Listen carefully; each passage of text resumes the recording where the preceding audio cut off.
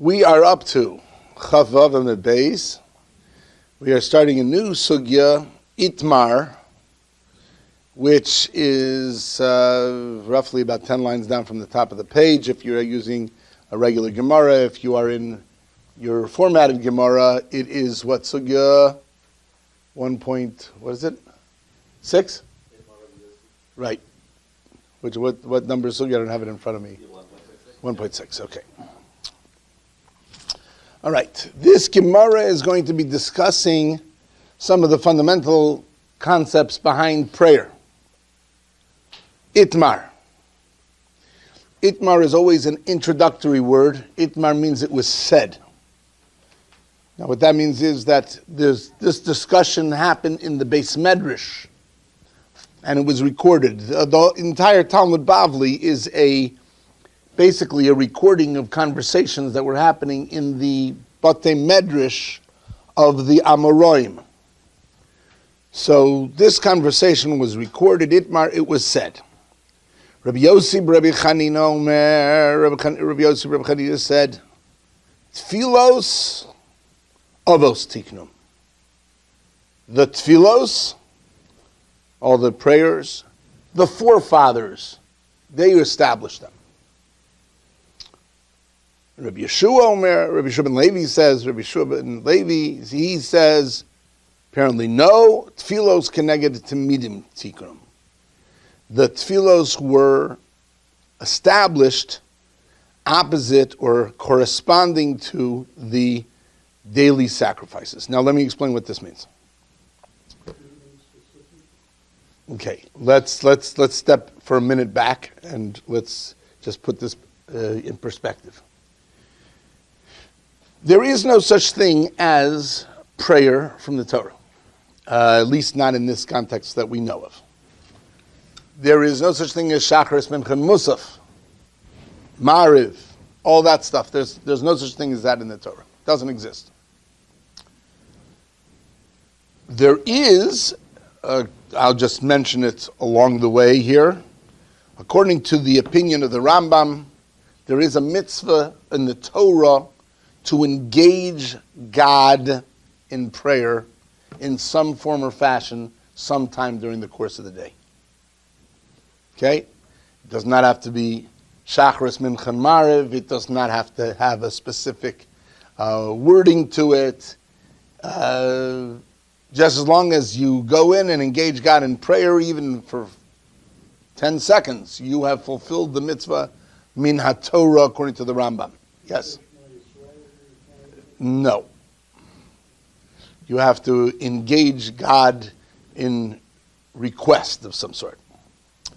Now, even that is questionable. The Rambam cites his source as a posuk in Shema that we say all the time. We say, right, you're supposed to be la'avdo and to serve him b'chol levavchem, with all your heart. Serve him with all your heart. So, says the Gemara in Tainus, how do you serve God with your heart? I mean, after all, I can understand how you serve God with putting on tefillin, or if there's a Beis Hamikdash, you serve God with sacrifices. I got that part. How do you serve God with your heart? So the Gemara in Tainus says you serve God with your heart through prayer. So the Rambam actually cites that as a mitzvah in the Torah. It's a mitzvah from the Torah to daven. But there's no, like I said, there's no any set anything from the Torah about doing it. There's no set time, there's no set system, there's no set text, there's no set anything. The only thing that there is that you should engage in God and ask him for some of your needs sometime during the course of the day. Now, that itself was questionable. The Ramban, Nachmanides, takes the Rambam to task on that, and he says that that's not true. He quotes the Gemaras in many places that implies that tefillah is only midrabanan, that prayer, the entire concept of prayer is only rabbinic, and there is no such thing. Even the Ramban admits that there is one place in the Torah that says that you should daven, and that is when there is a tzara, when there's a difficulty, a problem that's going on, some sort of tragedy it's occurring to Klal Yisrael, so then there's a mitzvah that you should pray and reach out to God under those circumstances. And he learns it from a totally different place. But outside of that, there is no mitzvah in the Torah at all, according to the Ramban. But according to the Rambam, there is. Okay. Now that's sort of a side thing which we're not going to further develop. There is halachic differences between the Rambam and the Ramban, but we're not going to get into that right now. That's a sort of a side topic. But what is true, according to everyone, is that there's no such thing as set prayer. That's according to everyone, right? According to everyone, there is no such thing as a set prayer from the Torah. If there's a set prayer, it would only be midera bonan. Only it would be rabbinic. So now the question arises, okay, you're going to tell me there's a rabbinic halacha of prayer. Well, where did we get that from? Who developed that? Where did that come from, or why did it come? So that's what our Gemara is now coming. Our Gemara is now saying, it's a machlokas. Rabbi Yosef, Rabbi Chanina says, you know who set this up? No less than the Avos, Avraham, Yitzhak, and Yaakov, as we will soon see. And Rabbi Yisroel ben Levi says, no, it was set up corresponding to the daily sacrifices. Now we know that there's daily sacrifices in the Beis HaMikdash, and corresponding to those daily sacrifices, there is Shachris, Mincha, and Maariv, as we will see. The idea is that Rashi speaks it out, that who was it that established it according to Rabbi Yisroel ben Levi? The Anshe Knesset Hagdolah, the men of the Great Assembly. Which means, just to put things in perspective chronologically, we're talking about the Anshe Knesset Hagdolah started during the period of exile between the first and second temples. And it continued on, the Anshe Knesset Hagdolah continued on for several hundred years, well into the era of the second temple. Those who are familiar with Pirkei Avos will know that one of the early Pirkei Avos, it says, right, Shimon HaTzadik Hayom Mishiarei Knesset Hagdolah. Shimon HaTzadik was the last leader of the Anshe Knesset Hagdolah, the men of the Great Assembly, and that's where the period, essentially, of the Zugos, the pairs, started after him, and eventually came to the era of the Tanoim. Okay, so that was during the Second Temple era. So the Anshe Knesset Hagdolah established it at that time. Mind you, that it could have been, it had two different things. One, it could have been established because that there were times that there was no sacrifice, such as during the exile, during those 70 years of the Babylonian exile, there were no sacrifices, of course, there was no Beis HaMikdash. And it could be that they established it because they wanted to replace the daily sacrifice, which they unfortunately could not do at that time. Therefore, they replaced it with prayer. But prayer continued even when there was a Beis HaMikdash. And as a matter of fact, you learn the Gemaras, and it's clear that they actually had a minyan and they davened in the Beis HaMikdash. And they actually davened there. So the takana, the establishment of prayer, was not intended to be only as a replacement for the Beis HaMikdash and for the karbanos that you couldn't bring at the time. No, I mean, that's the way we think of it, which is true, but it's not totally true, because they actually had it even during the time that there was a Beis HaMikdash, and the Chazal felt it worthy of davening even when there was the karbanos, because that we all had to engage HaKadosh Baruch Hu in prayer.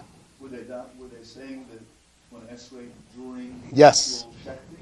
Not during the shechting, later on.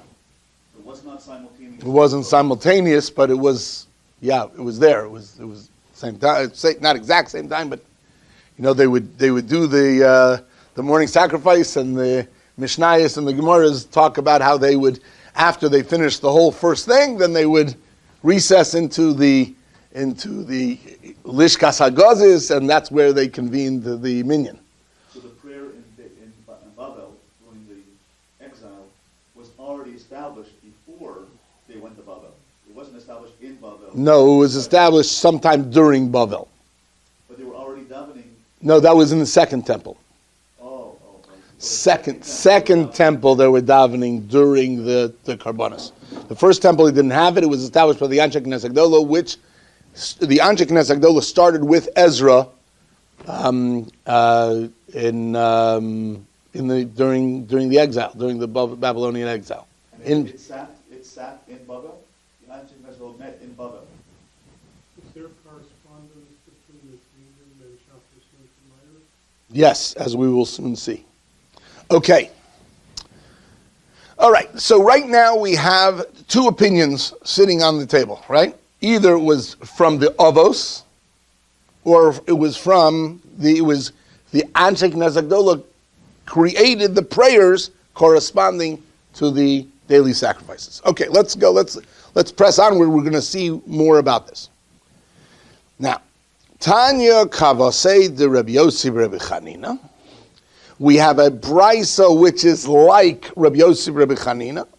In other words, we have a brisa which supports what Rabbi Yossi Rabbi Chanina said, which is that it was established by the forefathers.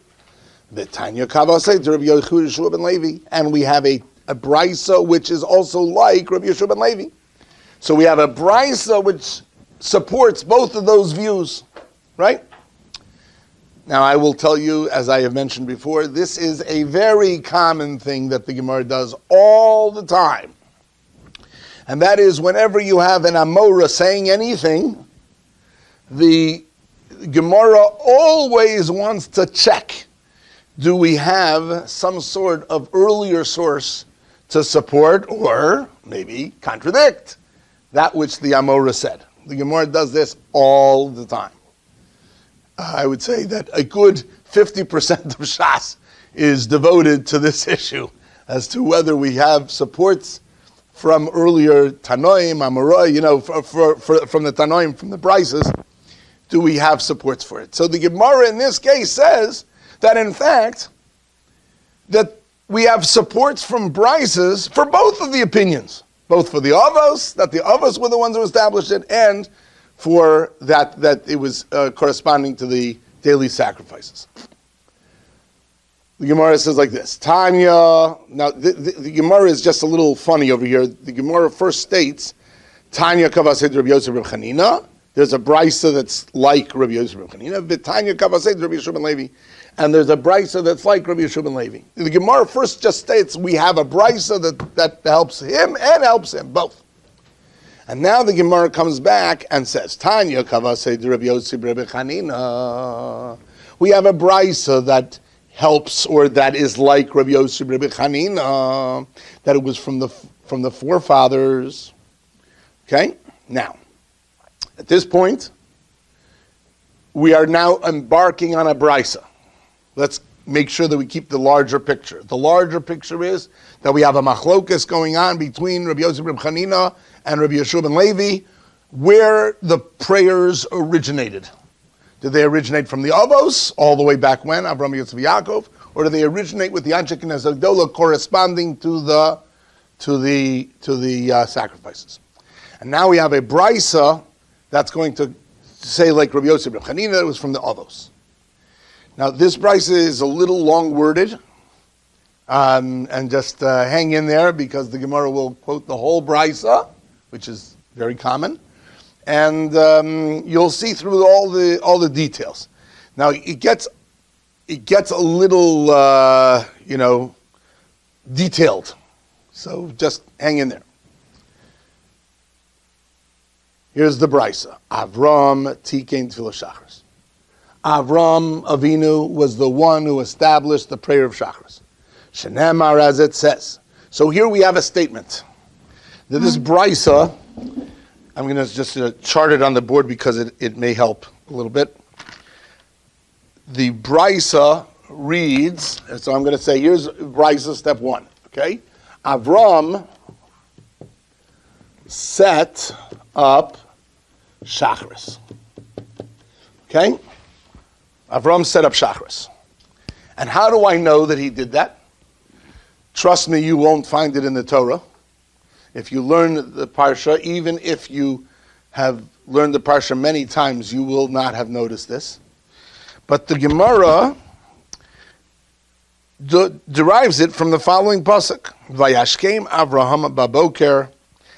Shenemar, as it says, Ashkem Avraham baboker. Avram woke up in the morning. He got up early in the morning. El hamakom asher amad sham, to the place where he stood there. Now, within context, that's referring to right after Avraham Avinu had a long discussion with HaKadosh Baruch Hu about whether we could or could not save Sodom. Sodom was evil. Avraham Avinu requested that HaKadosh Baruch Hu save Sodom. Maybe there are 50 tzaddikim, maybe there are, 40, 30, etc., right? And eventually it came down that there were none, and that Sodom was irreparably gone. Was it 0 or less than 10? Say again? Was it 0 or less than 10? Well, with the exception of Lot, it was 0. So, the pasuk then says, Avram left. His defense of Sodom didn't work, and then he goes back home. Next morning, it says, Vayashkem Avraham baboker. Avram got up in the morning early, El hamakom asher amad sham, to the place where he stood there. And the simple understanding is that to the place where he was yesterday, asking HaKadosh Baruch Hu to save Sodom, unsuccessfully, and then he went over, and the pasuk continues, he went right back to that place, and he looks out upon the Jordan Valley, and he sees this incredible destruction. He sees a pillar of smoke coming up, and it's like a cauldron, and he sees the entire destruction of the entire region, and he's just sitting there, wow, HaKadosh Baruch Hu just completely wiped out the place, right? That's what he sees. That's the pasuk. But the Gemara derives, or this Bryce actually derives, the Ein Amida El Tefillah. When it says to the place where he stood there, it refers to prayer. And how do I know that standing doesn't just literally mean standing like I'm standing, but it means prayer? And that we see from a pasuk in Tehillim, because it says by Pinchas, Vayahamod Pinchas Vayipalel. Pinchas stood and he davened. Okay, so you're hearing what the Brisa is doing. The Brisa is deriving things based on hints in Psukim. Okay, Avraham Avinu stood in the place where he stood there. He went back to the place where he stood. Where is he? What does it mean he stood? He prayed. That's what it means. He davened. And this is not referring to davening for Sodom. This is referring to davening. Davening Shachris. Vayashkem Avram baboker. Avram got up there early. And he got up early in the morning, right? And he davened. How do I know that the word standing means prayer? That's a takeoff of the pasuk in Tehillim that says, Pinchas, the famous Pinchas, the zealot, the one who went eventually, took a spear and he ran through Zimri and Cosby, right? Those two evildoers, whatever, we're not going to get into that, right? Before he did that, he actually, the pasuk in Tehillim says, Vayamod Pinchas stood up, Vayipalel, and he davened. Before he did that miraculous thing. If you learn the Gemara, you will see that was quite miraculous that he was able to do what he did and that he killed them both. was miraculous. You got a question? Yeah, I got a question. When the Gemara makes the connection between the two Pesukim, I know we learned in the beginning of davening the Rabbi Yisroel 13 different principles there. Which principle is the Gemara using right here? And can you explain why this one versus that one versus, like, it seems to be like there is history between those two verses that they're deriving it from. Okay, so give me a minute and I will come back to that, okay? So the question that Josh asked, Josh, right? Yeah. The question that Josh asked is which kind of one of the methods, 13 methods by which that we can derive the Torah, which one is it that we're using that I'm employing in this brisa? We'll talk about that in a minute. But here's the Avraham set up chakras. Now where's the source to that? So the source runs like this. We have a pasuk that says, here, Avraham rose early. Avraham rose early in the morning to the place where he stood. And we are learning this word stood, vayamo, does not mean where he stood yesterday and davened yesterday on behalf of the stone people, but rather where he is standing now, this morning. To the place where he stood, meaning not past tense, but where he stood, he went back to the same place and he stood again, but this time in prayer, chakras. How do I know that? No, so here's the next step. The next step would be stood means prayer. How do I know that stood means prayer? And that we know from a pasuk in Tehillim. And Pinchas stood and prayed. Now, let's just pause for a moment and let's discuss what Josh asked me, which is, how do we get this? So the answer is that this is something called, it could be one of two things. More likely it's the second. It could be something called a Gezerah Shava. A Gezerah Shava means, which is one of Rabbi Yishmael's wordings, and a Gezerah Shava means a comparison of similar terms.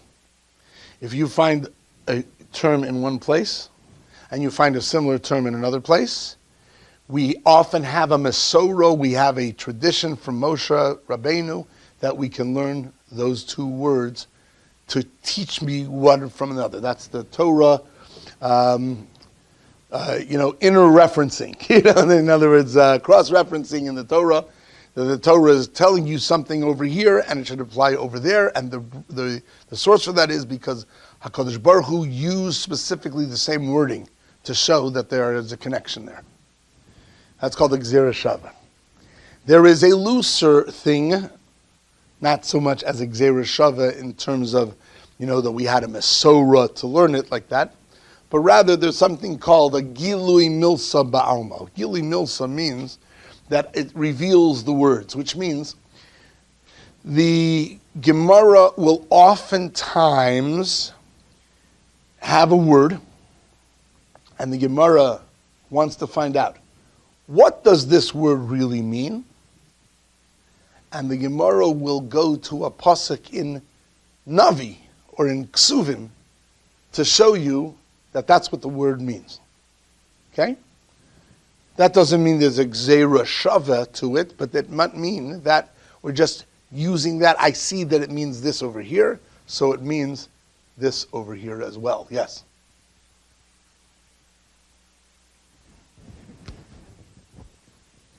Okay. So that is more likely what this means over here. That you're finding a word that Avraham Avinu stood. Now, of course, on the simplistic level, you could easily learn the pasuk that he stood past tense, He went up in the morning and he wanted to see what happened with Sodom, and he went back to the place where he stood. But Chazal look at the pasuk differently than we do. And the Chazal say, now why would the Torah specify that he went to stand specifically in the place where he stood if it was just standing out of curiosity as to what happened in Sodom after all? Like I spent a little while talking to God about this. I'm curious as to what occurred.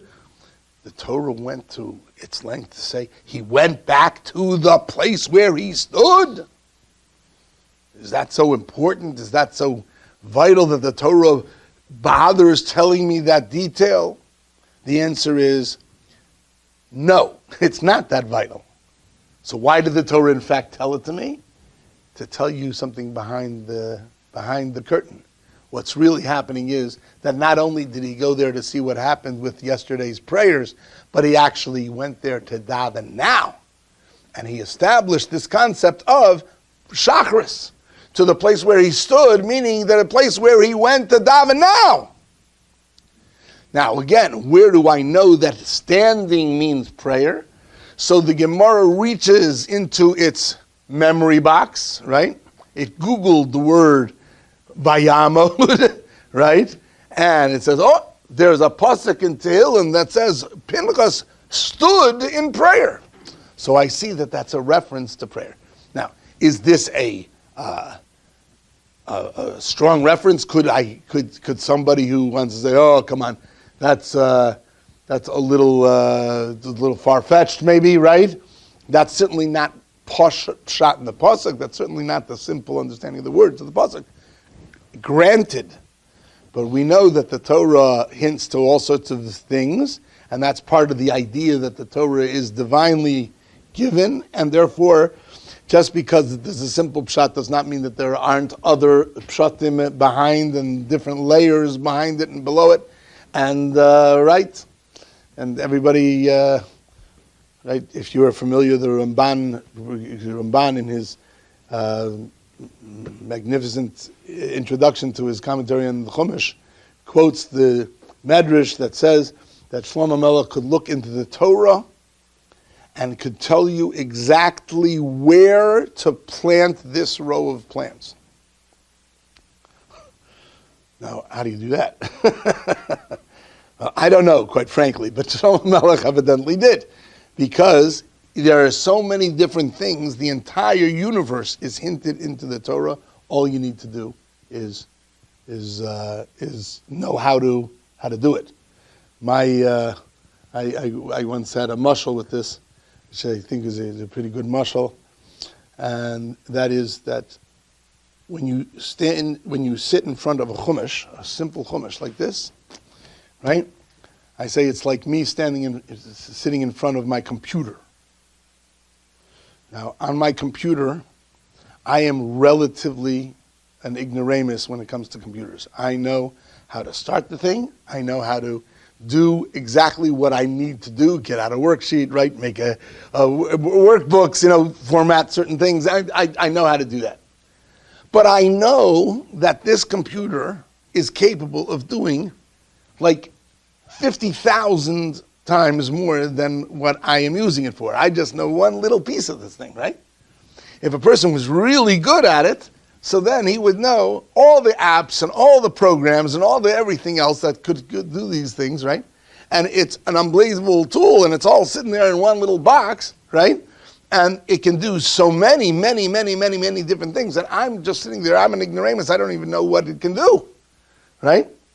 I'm using it for my little thing that I use it for, right? Okay.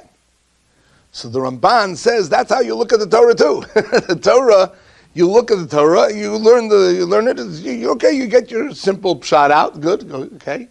But there's so much more in there. You just have to know how to access it, right? So it's there are codes that are encoded in there, and there are all sorts of things. And there's gematrias, and there's this and that. So much so that Shlomo HaMelech, who knew how to access this information, could learn in the Torah, and he could tell you, okay, take this strip of land, and it's good for grapes. This strip of land is good for avocados. I don't know, whatever. He could do that. He knew how to do that. Psh, like, wow, that's pretty amazing. How's that? The entire Bria. Right, that's right. The entire Bria is in the Torah. That's right.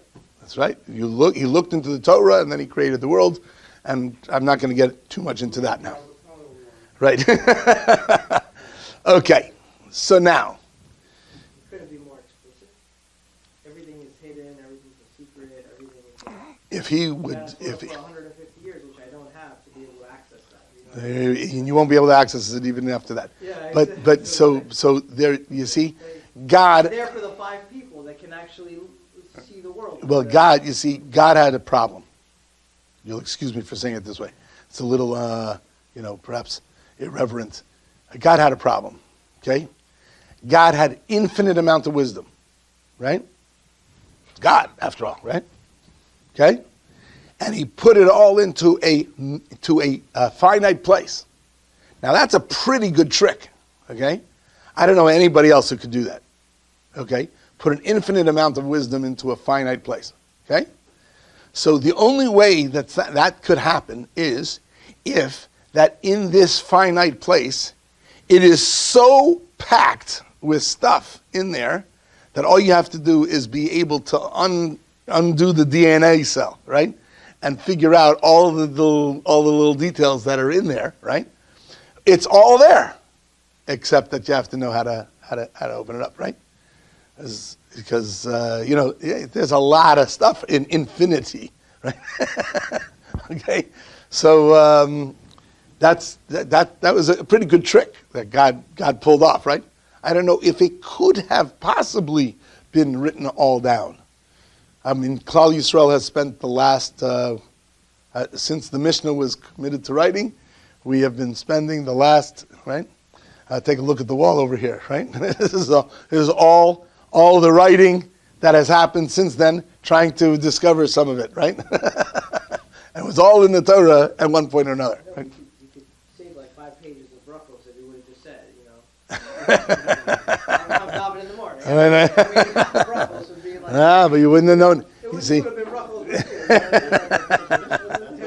Okay, right. That's right. Okay. So let's go. This format that the Gemara we just did right here, that the Brisa follows it again. We'll see. Okay. So that was Avraham Avinu. So he stepped up. He created chakras. Now, of course, by the way, he just wanted to let me explain something. When he says that Avraham Avinu created chakras, that did not obligate Klal Yisrael. He was not like the rabbis who now created a takana like a Sanhedrin and therefore obligated the rest of Klal Yisrael to do that. That's not true. It just means that he came up with the notion, with the concept. He invented the idea that in the morning you should engage God in prayer. Was he also doing it in the afternoon and evening as well? Nope, just in the morning. That was when Avraham was davening. Just Avraham Avinu davened in the morning. As a matter of fact, let's continue on in the same brisa. Yitzhak, Tikkun Tfilas Mincha. Yitzhak established the prayer of Mincha. And how do I know that Yitzhak did that? So again, the brisa is going to go through a similar kind of step by step. Where's the source? Pasuk says, "Vayetze Yitzchak lasuach basodel lifnos arev." Yitzchak went out. Now the word lasuach is a little difficult to translate, but the way that the Gemara is taking it and the way Rashi translates it in Chumash is to lasuach means to talk. To talk. He went out to sicha, right? Sicha in modern Hebrew is a speech or a talk. Okay? Lasuach, to talk in the field, lifnos arev, towards evening. Now, presuming that Yitzhak did not have any psychological hang-ups and he didn't talk to himself, So who was he talking to? So the answer is the one and only. That's who he was talking to. He had a personal conversation, right? The pasuk, how do I know? Ein sicha, when it says in the words sicha, talk, what is that? El tefillah. That's nothing other than prayer. And how do I know that he's talking and he's establishing prayer, which is lifnos arev, towards evening? That means that it's mincha time. Shenemar, as it says, and again, here's a pasuk in Tehillim. The pasuk in Tehillim says, Tefillah la'ani ki ya'atov. The prayer to the poor man, ki ya'atov, when he wraps himself, wraps himself in prayer. We use that same terminology for a talis. Lihis atef b'tzitzis, to wrap oneself in a talis, in tzitzis. So when the poor man, he ki ya'atov, when he wraps himself in prayer, v'lifnei Hashem, and before God, yishpoch sicho. He pours out his sicho. Sicho is the same root word. Sicho means his talk.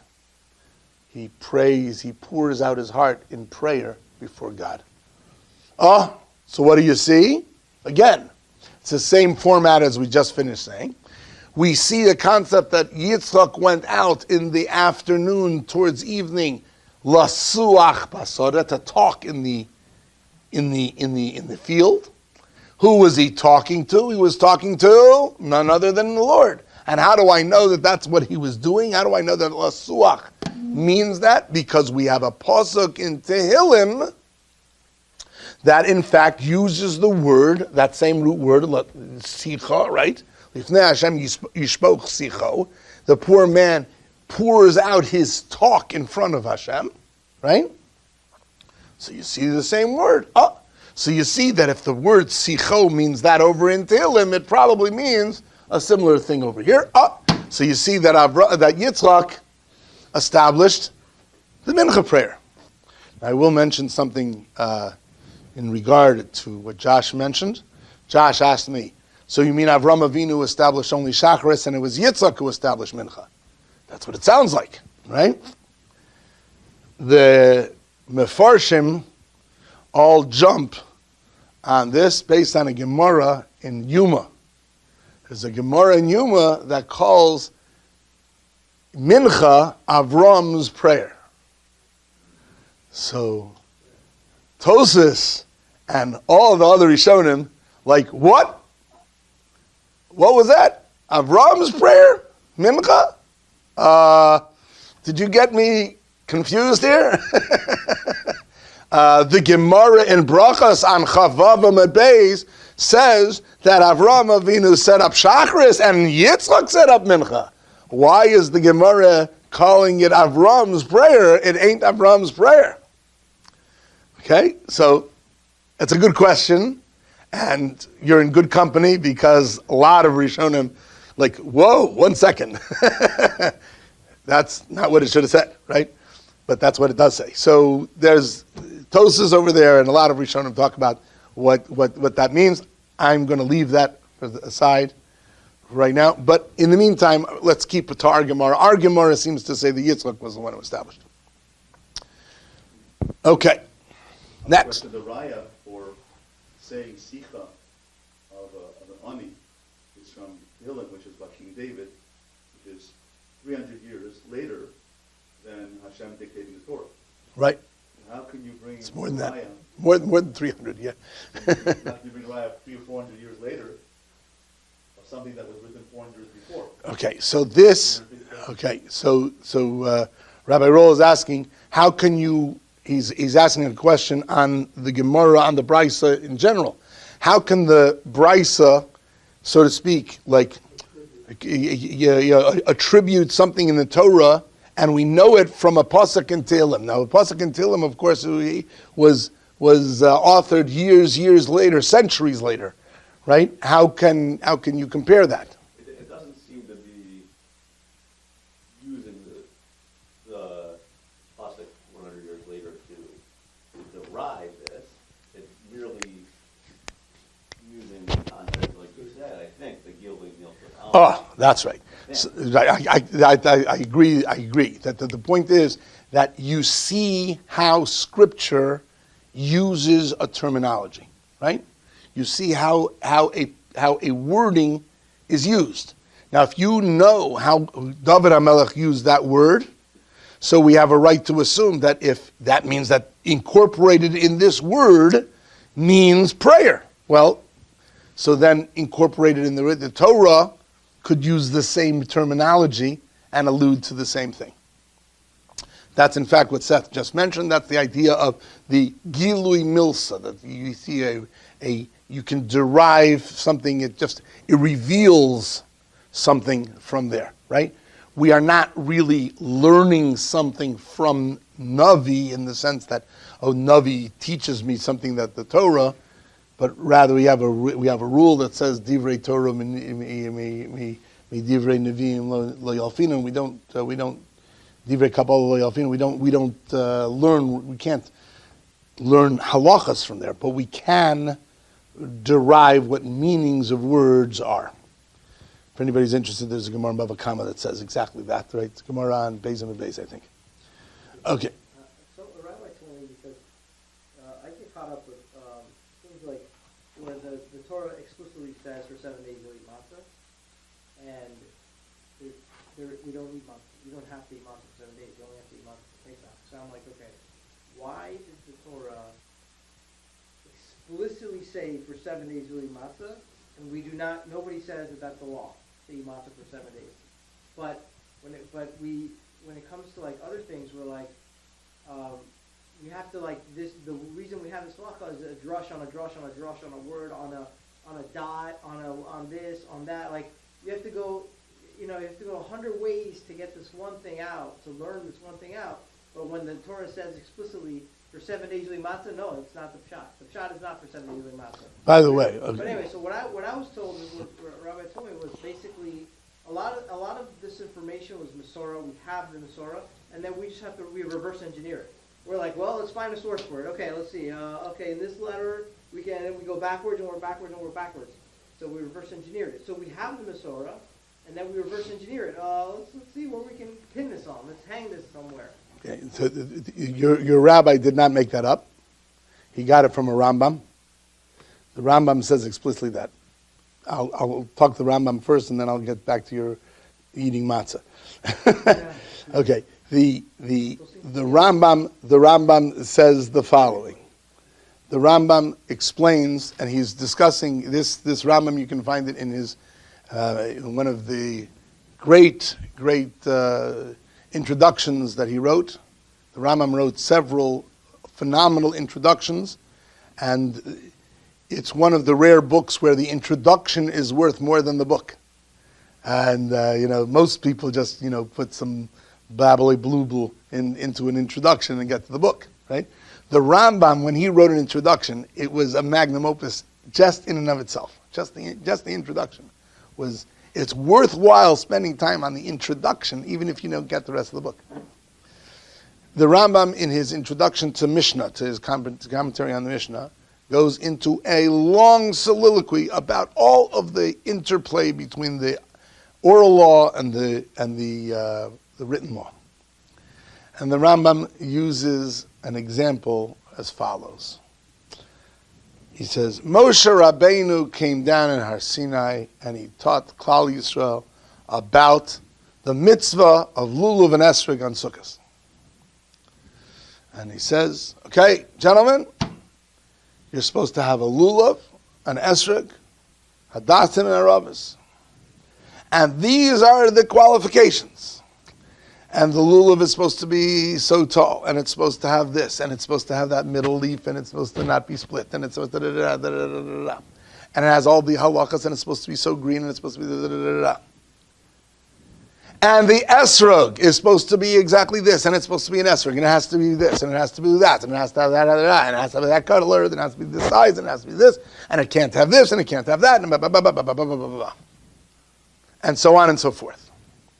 So the Rambam illustrates it like, okay, one guy in the back raises his hand and he says, Moshe Rabbeinu That's all interesting. How do you know all that stuff? So he said, because the boss told me. Okay? That's how I know, because the boss told me. Okay? So the Rambam says, make no mistake about it. He's talking about something similar that you were mentioning, Eli. He says that if you look in the Gemara in Sukkah, which actually the Daf Yomi just learned it, and they try to figure out, how do I know that you want an esrog? And in the Torah, if you're familiar, the Torah uses the terminology pre-Eitz Hadar. Loosely translated, that means the fruit of a beautiful tree. That's an esrog, eh? I've seen an esrog tree. I could think of more beautiful trees, quite frankly. And as a matter of fact, I can think of more beautiful fruits, frankly, right? And beauty is in the eyes of the beholder, as we all know. And then some people are going to think that a cherry tree is a beautiful tree, which it is. So, how do you know that it's an esrog? The answer is, the boss told me it's an esrog, okay? That's how I know. It's an esrog because it's an esrog because it's an esrog, because God told me that it's an esrog, okay? And that's it. It's an esrog, period. No ifs, no buts, no maybes. It's an esrog. That's Torah Shabbal Peh.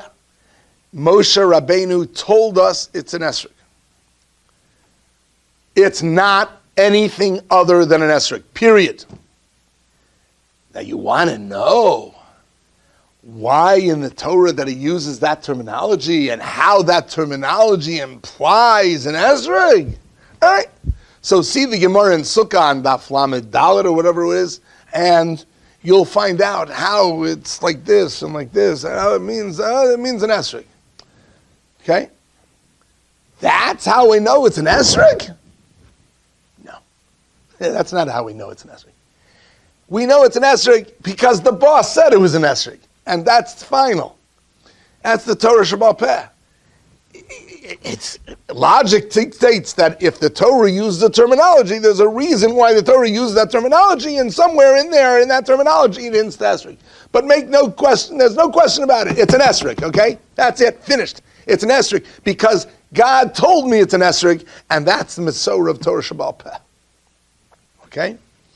So I'll digress for a minute. I remember that my in-laws, my father-in-law, ran a Jewish bookstore in Washington, and you get all sorts of interesting people who walk into that store. So one time he told me over the story that a customer walks in, and he gives him a whole tirade about how the rabbis stole the Torah. And the rabbis inserted all sorts of stuff in there, and it's ridiculous, and and they made all sorts of rules and regulations. All that stuff is just trash. It's all ridiculous. They made up the whole thing just because they wanted to control people, and I gave a whole soliloquy, like mamish out of the textbook of the Tzedukim, right? Right? It was a mamish. That's what he did. He gave a whole story. So my father-in-law, all of a sudden, he's like ever the businessman. He's just he waits, and So the guy walks in, he shops around, and he buys a few items.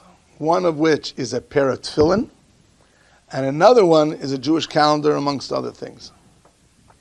So my father-in-law, ever the businessman, waits until that the cash is paid.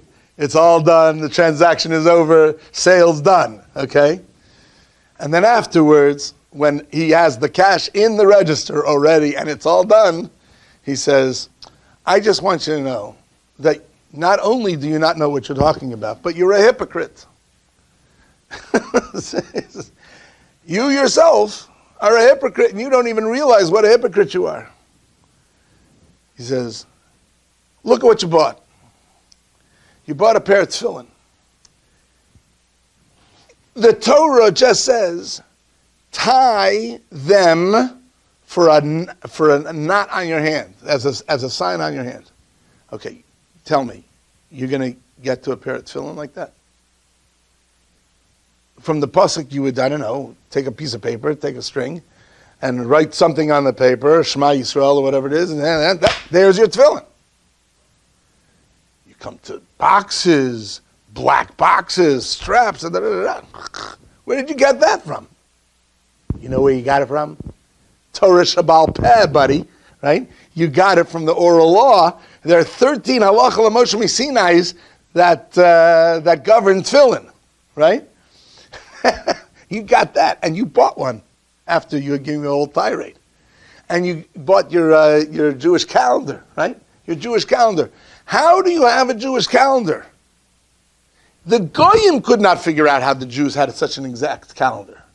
No one could have had such an exact calendar. There was no way of measuring how often the rotation of the moon was. It was impossible to create such an exact calendar that thousands of years later is still so exact. The Goyim had no idea. How did the Jews pull that off?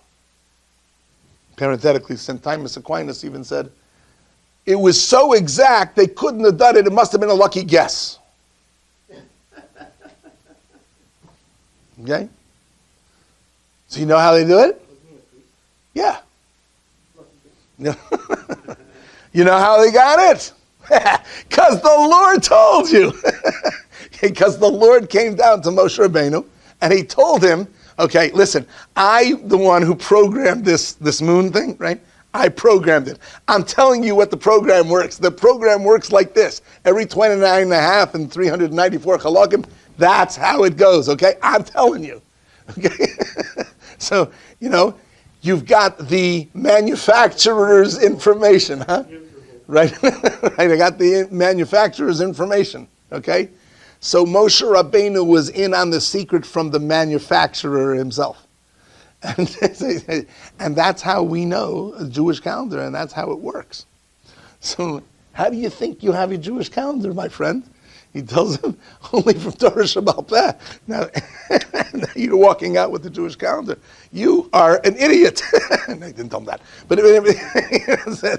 everything you have is governed by the Torah Shabbal Peh. Now, after that in intro, you should just know that, just for the record, the Vilna Gaon uses the pasuk to tell you that you're supposed to eat matzah for 7 days, even though the Chazal tell us that you do not have to eat matzah for 7 days. The Vilna Gaon is of the opinion that it is a mitzvah to eat matzah every time that you eat matzah during the course of Pesach. It is a mitzvah, what they call mitzvah kiyumis. Means you're not obligated to do it, but every time you do it, you have fulfilled the mitzvah. It's like putting on tefillin is, more than once a day. If you want to, if you feel you can do it, so hey, great, you just fulfill the mitzvah. Are you obligated? No. But is it a mitzvah to do it? Yeah. Okay, got it? Okay, so everything has an explanation. Okay, all that was an aside. Now let's go on to Mariv. Yaakov tiken tfilas harvest. Yaakov established the prayer of Mariv. Shenemar, as it says in the pasuk. Again, we're going to have this exact same sequence. Shenemar, as it says in the pasuk, vayivga b'makom, and he literally means he met up with that place. Now, this is referring to when Yaakov Avinu is running away from his brother who wants to kill him. And the opening pasuk of Parshas Vayetze, it says, Yaakov left Beersheva. His brother wants to kill him. His mother and father both told him that you better go find yourself a wife. He was, after all, 63 years old at the time, a little on the older Bachar side. So he decided that he was going to go up to his uncle in Aram Naraim, up there, to Uncle Lavan, and on the way by Yifga b'makom. And he met up with the place, and Vayolan Sham, and he slept there. And of course, he had the famous dream with the ladder and the malachim going up and down, and right? Everybody knows about that dream. Okay. Now, says the Gemara, says the Brisa, Vayivga b'makom. What does it mean? He met up with the place. Vayivga, he just sort of like what? Encountered. Good word. Good. The ain pigia. What does it mean? Pigia. He encountered. He just met up with it. You know what that means? Ain pigia l'tfila. It means he davened there. That's what it means. And how do I know that that's what it means? Again, Shenamar, as it says in the pasuk. This time it's not a pasuk in Tilim, it's a pasuk in Yirmiyahu, but same difference. It's a pasuk from Nach, and that is V'ata, and you. And this is Hashem speaking to Yirmiyahu in the context of the pasuk.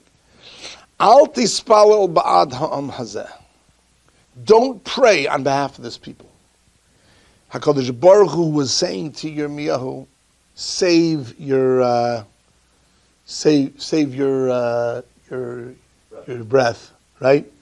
Right? Don't bother davening. They're beyond repair. The Churban is going to happen, and you will not be able to save it. So don't bother trying to save it. Al tispal ba'ad mazeh. Don't daven on behalf of these people. The al tisab adam, and do not raise on their behalf rina utfila. Rina literally means song. Prayer means tefillah means prayer, which means different ways. I'm not going to get into right now the differences between rina versus tefillah.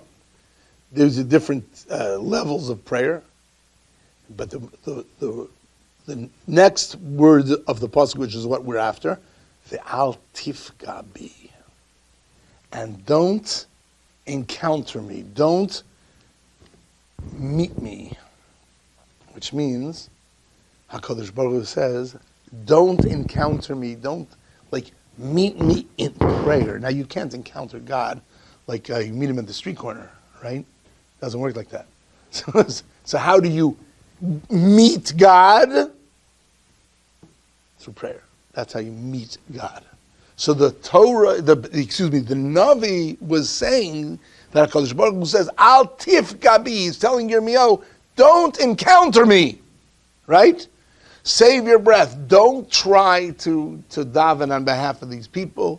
It's not going to help, right? We're already past that. Unfortunately, we got to the point where we were past that, and prayer will no longer save the Beis HaMikdash. Unfortunately, at that point, it was beyond salvation. Okay, but what do you see? Again, it's the same exact format. Yaakov Avinu, we see he established Marav. How do I know he established Marav? Because it says that he met up with that place and he went to sleep there. It was nighttime, right? He met up with that place. What do you mean you met up with that place? You encountered that place? Says the Gemara, the word pigia means prayer. Because I see it from a pasuk in Yirmiyahu, al tifka bi, right? Don't encounter me. Don't try to be with me, right? So you see that Yaakov Avinu established Marav. Okay? Good. So we have this first brisa that says Avraham Avinu established Shachris, Yitzhak established Mincha, Yaakov established Marav, and so we have all the prayers. Now, that is within the context of our Gemara. That is the proof. That's we finished that first brisa, and that's the proof to Rabbi Shimon Levi, who said that the tefillah. Rabbi Yosef ben Chanina, who says that it was connected the avos. Right?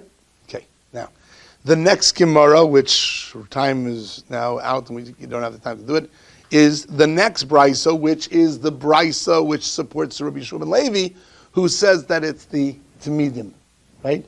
And it's all because of the daily sacrifices.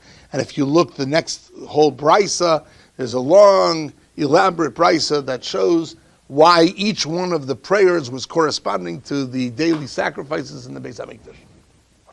Okay, I just want to point out one last thing before we have to finish. And that is, in case you were wondering, Avraham Avinu set up Shacharis. Did he just, just decide one day that he was going to daven Shacharis?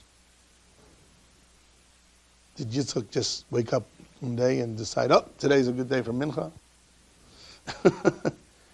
And as Josh pointed out, I'm rewording your words, your question, if you allow me to.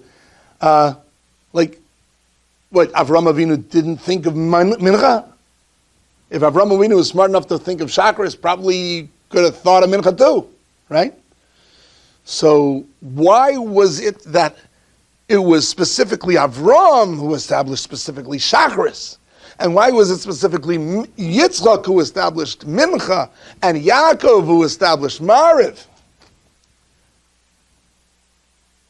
If you think that those are random, think again. Those are not random. There is all sorts of discussion amongst the Mefarshim as to why it was that the persona of Avraham Avinu brought out Shacharis. And likewise, the persona of Yitzhak brought out Mincha, and the persona of Yaakov brought out Mariv. And there is reasons for that. But it's beyond the scope of this discussion. But I will tell you that the Mabit talks about it at length in a sefer called the Beis Elokim. He talks about it at length. Many Mefarshim, there's Marsha on it. Marsha was Rabbi Shmuel Edels, who wrote a great commentary on the Gada of Shas, and he goes into it. As many Mefarshim who talk about why it was that it was specifically these prayers to these of us. It was not random. So everything, it wasn't just people who.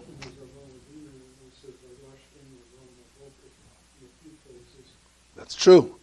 He does. Avraham Avinu is the one who gets up early in the morning. So what is it about Avraham Avinu that's the early riser? What's that all about? And why is Yitzhak waiting until the afternoon? Right? And he wasn't davening Shacharis in the late afternoon. No, he was davening Mincha.